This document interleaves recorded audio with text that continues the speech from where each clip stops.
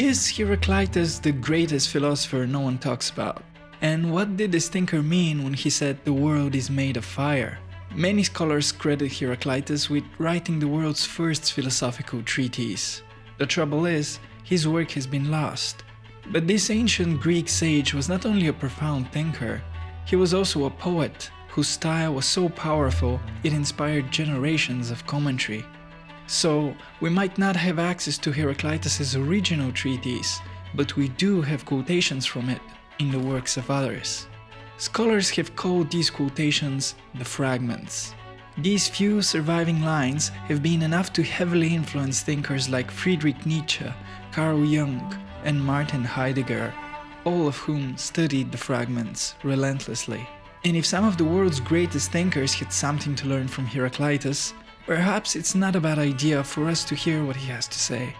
So, let's dive right into the mystical, mind-bending philosophy of Heraclitus, a philosophy of creation, destruction, water, and fire.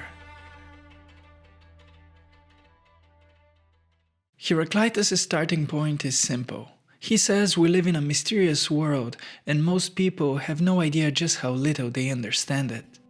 He says, many fail to grasp what they have seen and cannot judge what they have learned, although they tell themselves they know. Heraclitus reminds us how easily we are fooled by appearances and miss the deeper truth of things. He tells us that people dig tons of earth to find an ounce of gold. Attaining wisdom is like the digging of tons of earth, meaning it consists of removing so many false ideas, beliefs, and prejudices we have learned through social conditioning. For Heraclitus, human society is essentially governed by ignorance. Only a select few ever go against the grain and try to find wisdom. Our culture, friends, and family feed us all kinds of foolish ideas and unhealthy models of thinking. This reminds me of Oscar Wilde, who writes that most people are other people. Their thoughts are someone else's opinions. Their lives a mimicry, their passions a quotation. It is the job of the wisdom seeker then to develop the ability to think for oneself. Only then can he or she begin to perceive the truth behind false appearances. To all seekers of truth, Heraclitus gives one simple instruction. Applicants for wisdom, do what I have done, inquire within. For Heraclitus, there is only one divine element in man, and this is the mind. By mind, Heraclitus means the ability to understand the hidden workings of things. The mind perceives patterns, principles, and logic. It perceives what the ancient Greeks called logos, the deep structure of reality. The deeper insights of the mind can never be adequately expressed with words. Words refer to the surface of things, to what can be seen, but the mind has an eye for the invisible. It perceives the logos in the depths. Heraclitus writes, of all the words yet spoken, none comes quite as far as wisdom, which is the action of the mind, beyond all things that may be said. Because of the inadequacy of words, when the mind attempts to express the logos, it uses language in strange ways. Heraclitus suggests that truth, expressed in words, always sounds like a paradox. Men of little understanding hear the paradox and become confused. Men of wisdom hear the deep meaning hidden within. Perhaps this explains the mystical air of the few surviving fragments from Heraclitus. They are his attempt to speak to us of things that cannot be spoken of in any ordinary way. So let's look at these peculiar fragments. We begin with something as simple as it is mysterious. Heraclitus writes, good and ill are one.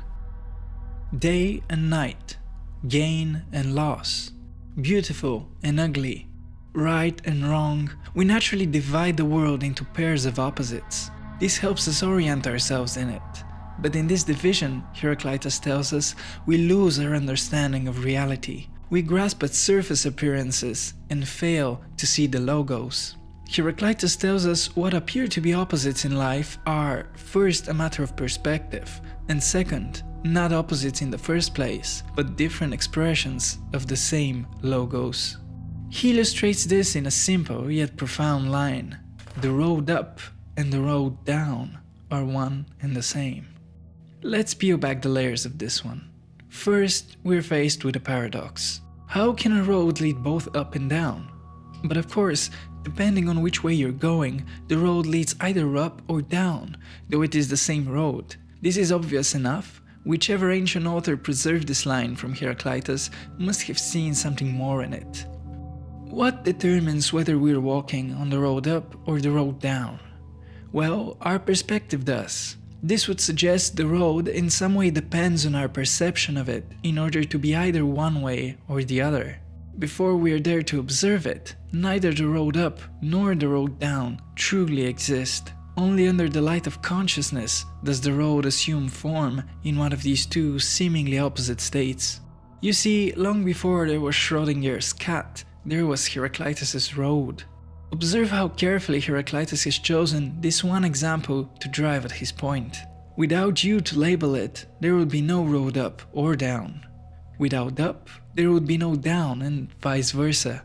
Without both up and down, there would be no road to connect them. And without a road, there would be nothing for you to label. This is how all things are connected.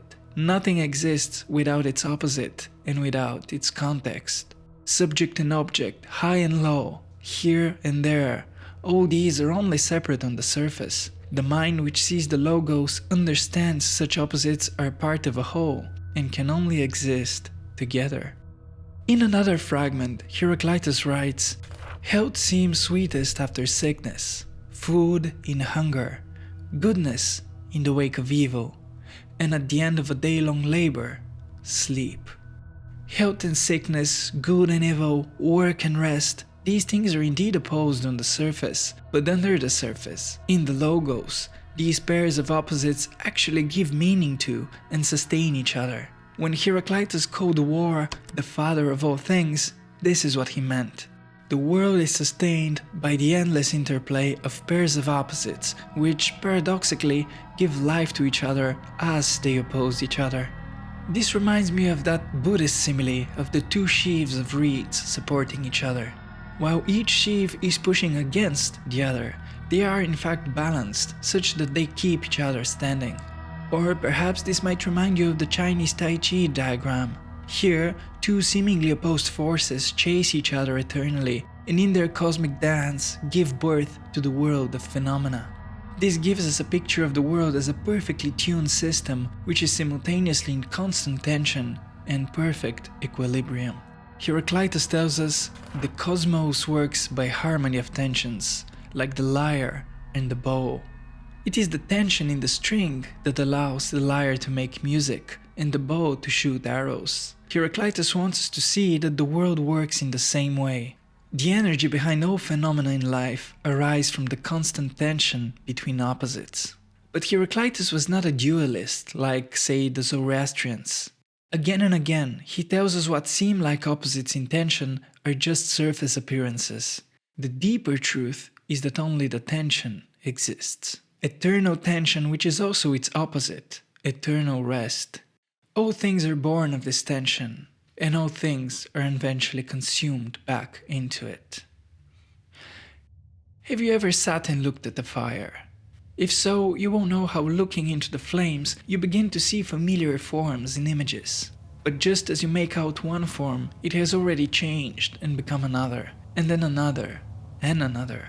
Looking into the flames, you see how fire creates and consumes images in one single movement. Yet for all this richness and constant transformation, there is only one single fire. For Heraclitus, the Logos is like that. He understood fire much like how we understand the concept of energy today. Like energy, the fire of Heraclitus is a cosmic reserve out of which things arise and into which they perish. It is never created or destroyed, but only transformed from one state into another. One could wonder whether Einstein read much of the Fragments, which sound like a poetical expression of his most famous equation. That which always was and is will be ever-living fire. The same for all, the cosmos, made neither by God nor man, replenishes in measure as it burns away. The Logos, the source code of the world, is one eternal cycle of creation and destruction. Ones and zeros, beginnings and endings, change and persistence. Again and again, Heraclitus returns to the union of opposites. To him, the world is like an optical illusion. The unwise see it one way from one direction, and another way from another. But those in touch with the Logos see the hidden wholeness beneath it all. This wholeness remains forever the same, but only by forever changing. Think of a river flowing. Think of a fire burning. What do these both share in common? Well, if a fire stops changing, it has gone out. If a river stops changing, it has gone dry.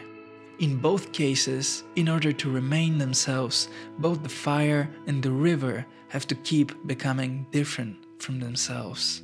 This points us to yet another paradoxical law of nature. That is, some things stay the same only by changing.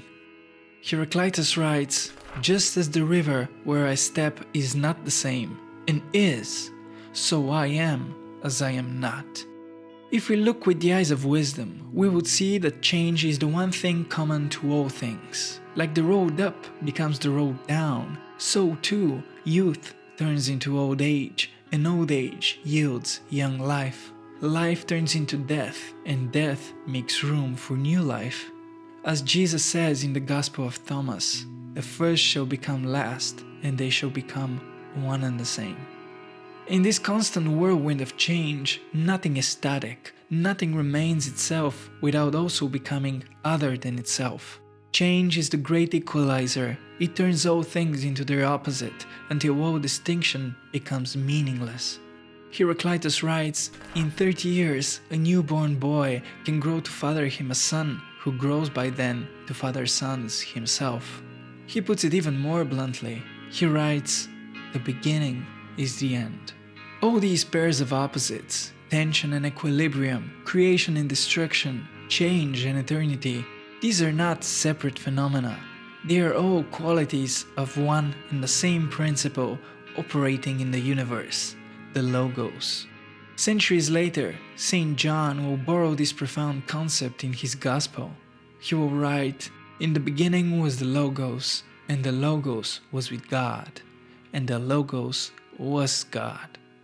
This one organizing principle is what Heraclitus means when he says that all is one. He writes, "One thunderbolt strikes root through everything."